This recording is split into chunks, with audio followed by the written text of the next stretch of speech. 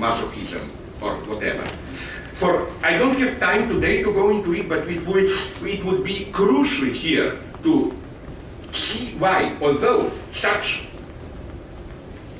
attitude, combining these two features, universalized historicism, all values are historically specific, the form of imperialist colonialism is to impose our values onto others and so on, and universalized hermeneutics of suspicion, every reference to higher call to sacrifice, there must be something dirty behind it, no?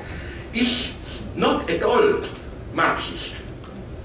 Why? It focuses on one feature of Marxism, which precisely is the one which is, I think, not important. It's part of today's common sense, this historicization, you know, this, as if the fundamental form of ideology is the universalization of particular private interests. So that ideology means I elevate into false universality something which in reality promotes my interest. You know the story, human rights. They appear to be universal human rights, but in reality they secretly privilege one element. They are the rights of white males and so on, whatever, excluding women, criminals, other racist children, and so on and so on.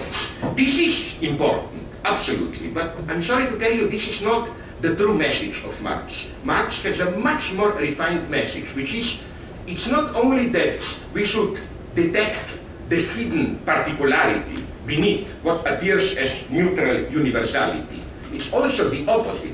We are not only less universal than we think, we are more universal than we think.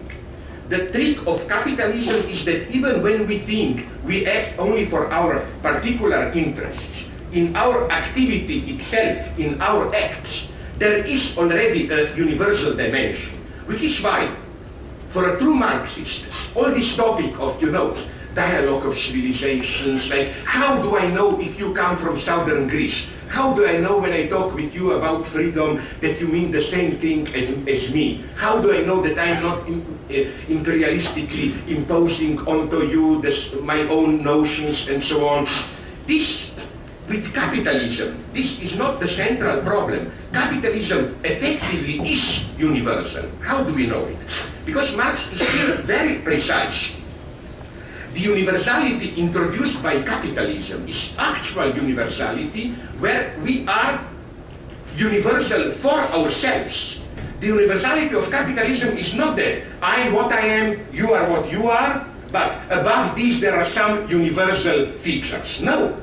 What capitalist modernity brings about is that the way I, in my own particularity, relate to myself is already universal. For example, the whole notion for Marx of capitalist economy, money, and so on, where as a worker on the market, I'm not just what I am, but I'm well aware that it was that I'm just an abstract working force, and it's only for contingent reasons that I'm this instead of that. You know, that's the elementary form, you know it much better than me, of what Weber called profession. This is why we cannot say that in medieval times, I don't know, if you ask a knight or a king, what is your profession? He would say, my profession is to be a knight or a serf or what. To say that I have a profession means that I, in my particularity, already relate to myself as universal.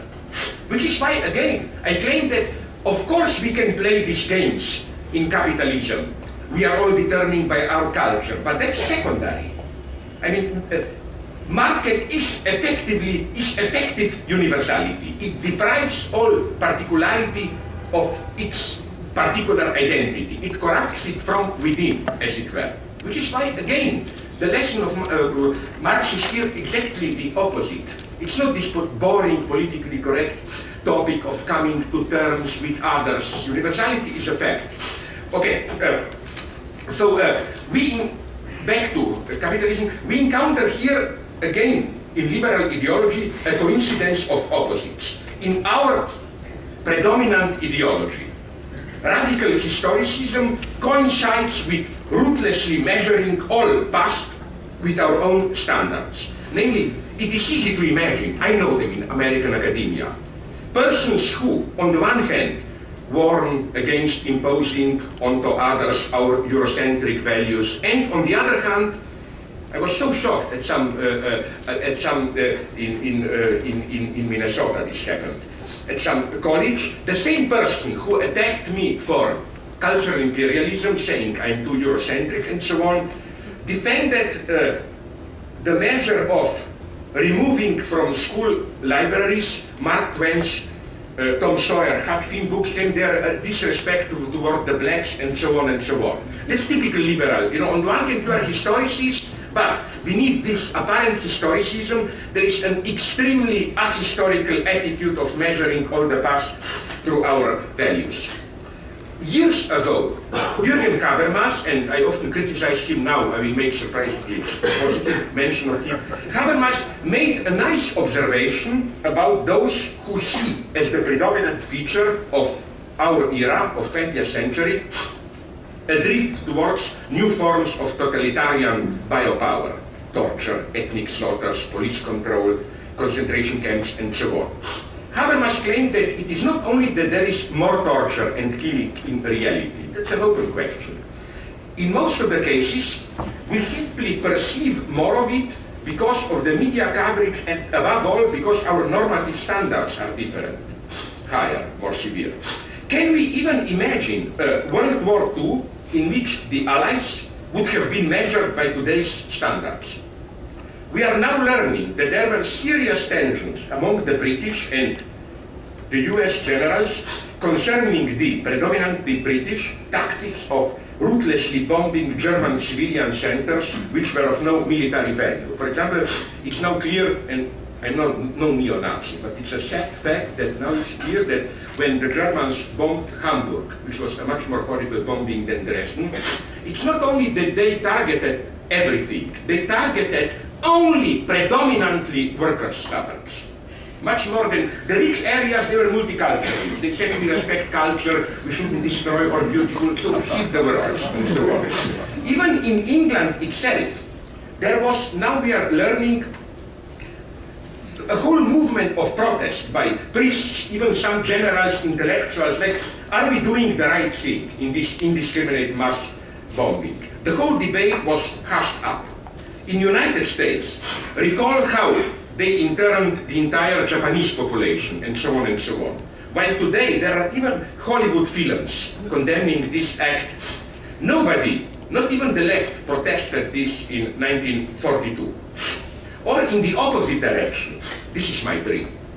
What if Colombia, Afghanistan, and other opium-producing nations were to apply to the United States the same logic as the British Empire and other Western powers did in 1840s against China as a pretext for the Opium War? You know, it was the official legitimation. Chinese emperor, worried about terrible effects of opium, refused to allow free import of opium.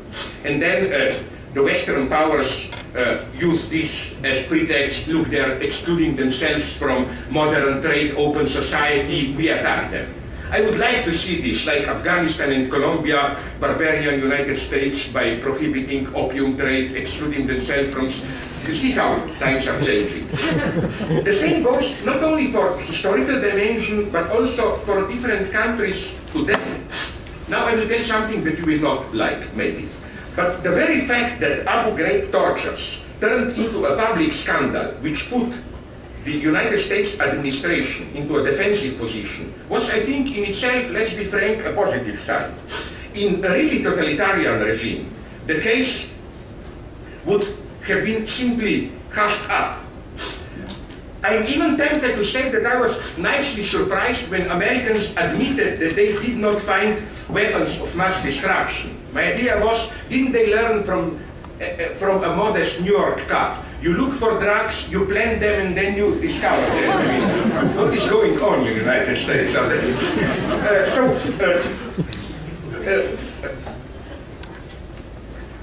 So again, the widespread protests of the US public, especially students, against the American engagement in Vietnam was, as we know, a key factor in causing the US withdrawal.